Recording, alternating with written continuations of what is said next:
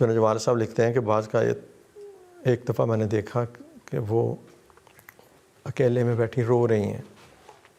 پوچھا کیا ہوا؟ کہتے ہیں کہ مجھے برادری کا بڑا دباؤ ہے کہ تمہیں میں اپنے پاس رکھوں اور پڑھنے کے لیے نہ بھیجوں، لیکن تمہارے ابا کی وصیت تھی کہ تم نے مبلغ بننا ہے. میں سب کچھ سہ لوں گی لیکن تم نے جانا ہے پڑھنے. حضرت مسلم موت کی خدمت میں خط لکھو. چنانچہ انہوں نے خط لکھا اور وہاں سے جواب آ گیا کہ ٹھیک ہے آپ آ جائیں، جامعہ میں داخل ہو. میں صرف انہوں نے مڈل کی تک تعلیم حاصل کی تھی اس وقت تک، اور امن نگر پہنچ گئے، جامعہ میں داخل ہو گئے.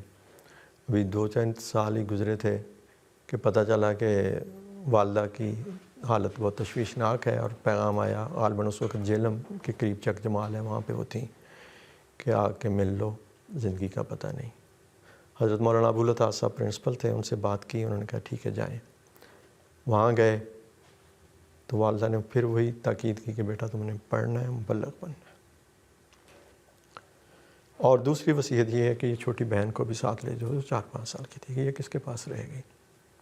یہ بڑی مشکل تھی.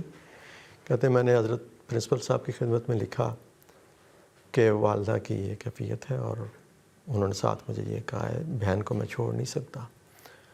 تو اس صورت میں میرے لیے تعلیم جاری رکھنا مشکل بھی ہے، لیکن میں چاہتا ہوں کہ میں مبلغ بنوں، پڑھوں، تو میں کیا کروں؟ تو انہوں نے فرمایا کہ بہن کو لے کے آ جاؤ، انتظام ہو جائے گا. یہ حضرت مولانا ابو العطاء صاحب کا رحمہ اللہ بہت احسان ہے. کہتے ہیں آپ نے مجھے جامعہ کا ہی ایک کمرہ جو باہر کی طرف کھلتا تھا وہ دے دیا، اور ہاسٹل سے علیحدہ رہنے کی اجازت دے دی. وہیں پہ میں اور میری بہن رہتے تھے. خود ہی میں اپنا کھانا پکاتا تھا، اس کو بھی کھلاتا تھا. اور ہم نے سنا ہوا ہے، کہتے ہیں بعض کا چھوٹی تھی کہ کہیں نکل نہ جائے گاؤں میں، ادھر ادھر کنڈی لگا کے